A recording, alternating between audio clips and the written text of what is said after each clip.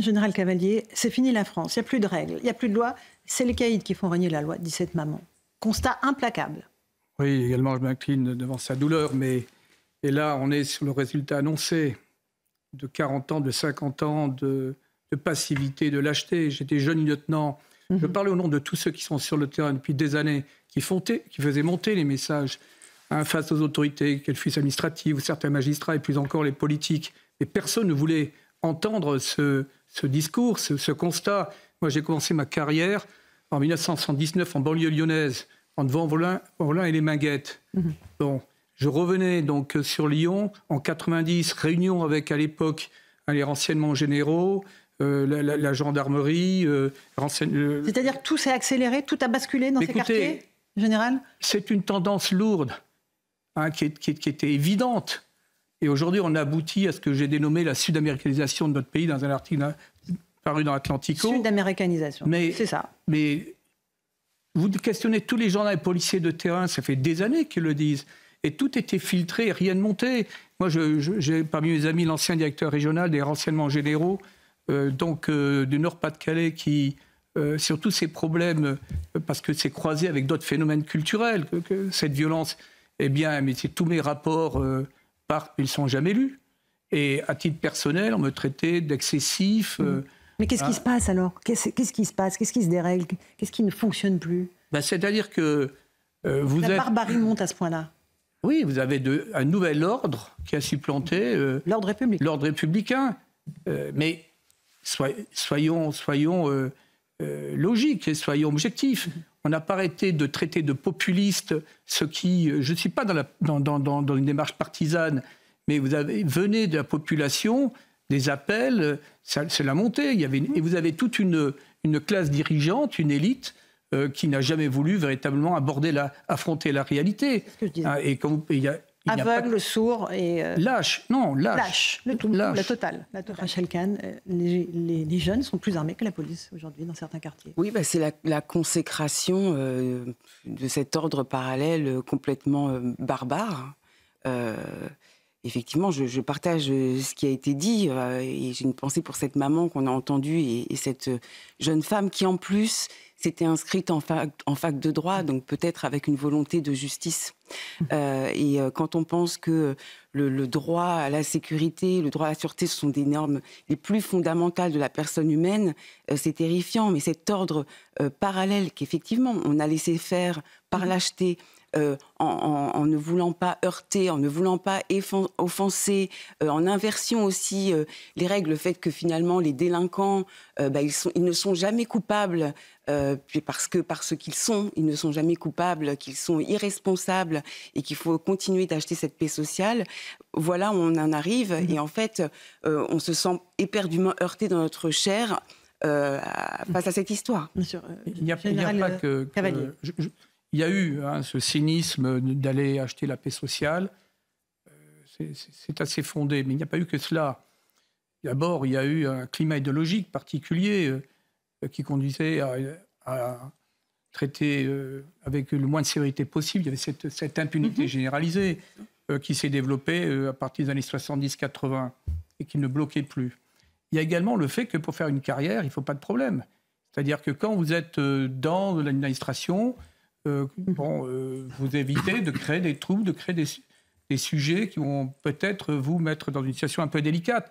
Donc chacun passe dans un poste, que fût un poste administratif, représentant de l'État, préfet, ou certains magistrats, pas tous heureusement, et pas tous les préfets non plus, mais celui qui s'engage dans l'action prend des risques, a un comportement singulier. Donc il vaut mieux rien faire pour progresser dans la hiérarchie tranquillement, c'est ce que vous nous dites. Pour faire une carrière, et là je crois que ça va avoir un écho parmi tous ceux qui sont sur le terrain, parmi les forces de l'ordre, gendarmes et policiers, c'est qu'il y a eu également une certaine passivité, d'une certaine hiérarchie.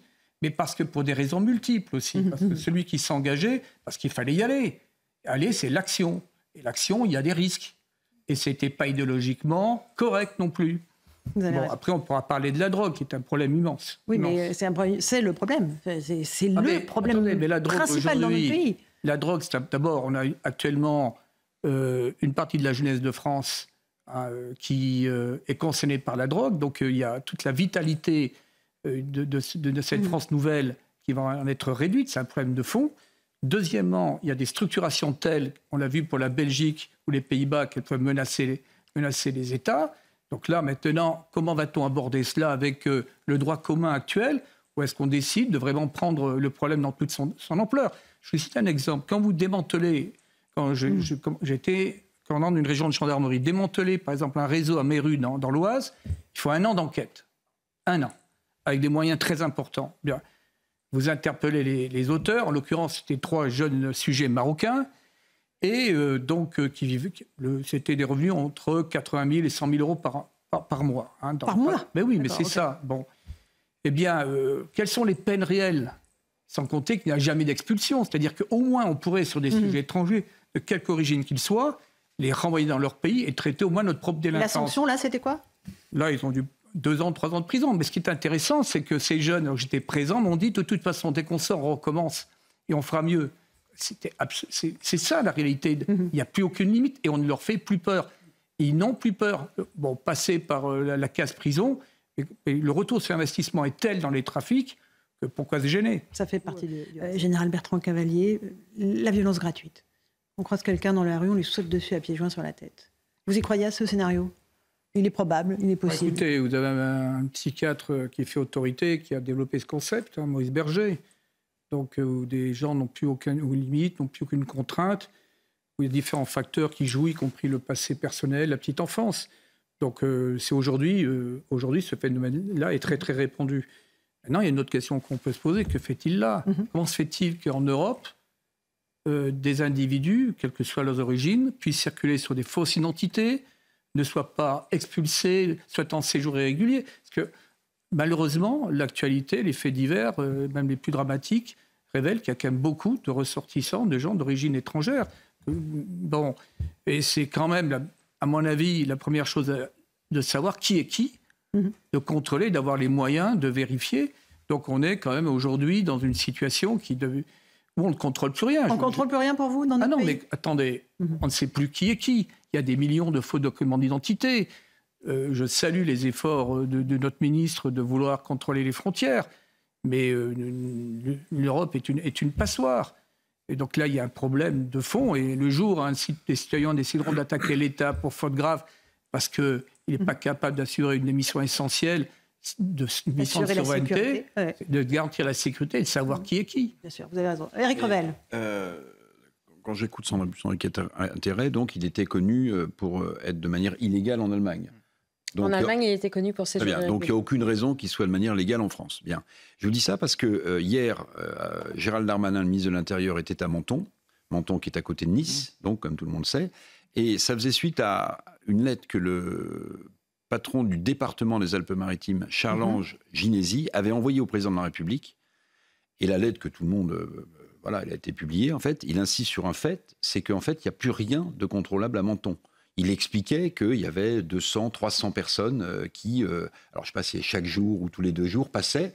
Et en fait, il n'y a plus grand-chose qui se passe. C'est-à-dire que, je ne nie pas les deux, mais je dis quand même que Menton est à côté de Nice, que là, vous avez quelqu'un qui visiblement est en situation irrégulière, et que vous avez à côté de la ville de Nice, donc dans finalement le nord de l'Italie, ou presque, l'Italie qui elle-même reçoit des dizaines et des dizaines de milliers de migrants qui ne sont pas répartis en quotas en Europe, et bien que ces migrants passent et que tout cela... et Nice le paye extrêmement chèrement parce qu'il y a une multiplication d'agressions, de problèmes à Nice qui, à mon avis, est en train de dépasser... Mais nous sommes aujourd'hui dans une absence complète de sens. C'est-à-dire que lorsque vous prenez les dispositifs pour éviter que des individus traversent la Manche, ils arrivent au Pas-de-Calais dans le Nord par dizaines de milliers. Donc, quand vous posez la question à des gendarmes et des policiers, plus rien n'a de sens, si vous voulez, aujourd'hui. Donc, tout doit être mis à plat. Il faut trouver un minimum de cohérence. On a le sentiment que l'État est impuissant. Comme on commente souvent, Laurence, dans votre émission, ces faits-là, alors, vous savez, à un moment donné, on parlait d'ensauvagement. Et puis j'ai l'impression que la graduation ne s'arrête jamais. C'est-à-dire que maintenant, on pourrait parler de barbarisation, vous voyez ? Parce que les images qui sont floutées sont absolument... J'entendais un des policiers municipaux qui a témoigné sur une antenne dire qu'il n'avait jamais vu ça. Il n'avait jamais vu ça. Donc, on est passé des sauvageons de Jean-Pierre Chevènement, si vous voulez, à un ensauvagement de la société, à une barbarisation. C'est-à-dire qu'on est en train de basculer dans une violence Enfin, c'est mon sentiment absolu. Et puis, les citoyens, ils doivent rester calmes devant l'inaction des pouvoirs publics à traiter ces problèmes de sécurité. Et heureusement qu'ils restent calmes, parce que sinon, enfin, vous assistez à cette scène. Qu'est-ce que vous faites ?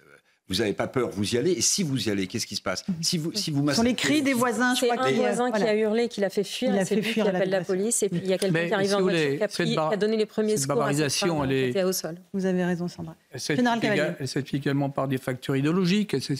Alors, je vais enfoncer une porte ouverte. L'effondrement du principe d'autorité. Maurice Berger dit qu'il faut établir l'autorité en tout domaine. Bon, moi, j'étais de cette génération où l'autorité s'est effondrée à l'école. Et ça a été voulu. L'horizontalité a été érigée. Sans compter le pédagogisme, Bourdieu, etc. Sans compter si on fait de la philosophie, Derrida, Foucault. Je prends un autre exemple qui me semble intéressant, c'est que toute cette jeunesse, la jeunesse masculine, parce que la violence, elle est à 95% masculine. Bien sûr. Bon. Et cette jeunesse, elle passait par le service militaire, où il fallait les cadrer, où il y avait une confrontation. Il rencontrait d'une certaine manière la figure du père. Bon, tout ça n'existe plus. Vous voyez, il y a tous ces éléments, sans compter qu'on est sur un homme contraint. C'est Michel Bouscard qui parlait de l'avènement de l'individu roi errant dans un univers faussement universaliste et hédoniste, un individu sans contrainte. Si vous voulez, il y a plein d'éléments. Mais il y a aussi quelque chose qui est très concret, c'est qu'on parlait tout à l'heure du syndicat de la magistrature, on a érigé l'impunité de façon systémique dans ce pays. Vous voyez, énormément d'éléments qui sont croisés pour expliquer ce qui se passe. Ce qui conduit à l'impuissance de l'État, qui ne peut pas expulser, qui n'arrive pas à savoir qui est sur son territoire. Et je terminerai, vous avez des facteurs culturels qui évoquent notamment Maurice Berger et d'autres. Il y a aujourd'hui en France un phénomène de plus en plus préoccupant de néomachisme, de néopatriarcat, de violence contre les femmes, alors qu'on pensait être sorti de cette période-là. On n'en est pas sorti. Et c'est très, très préoccupant. On n'en est pas sorti. Alors, comment doit-on élever nos filles quand on voit des images pareilles ? Nos garçons. Oui, aussi, évidemment. Mais évidemment, élever les garçons, vous en parliez tout à l'heure, mais que doit-on dire à nos jeunes filles qui sortent à 3 ans ? On ne va pas les séquestrer chez nous. Donc, elles ont quand même une liberté d'aller et venir. Là, elle était à 3 heures du matin dans son bon droit, à 250 mètres de chez elle. Terrible.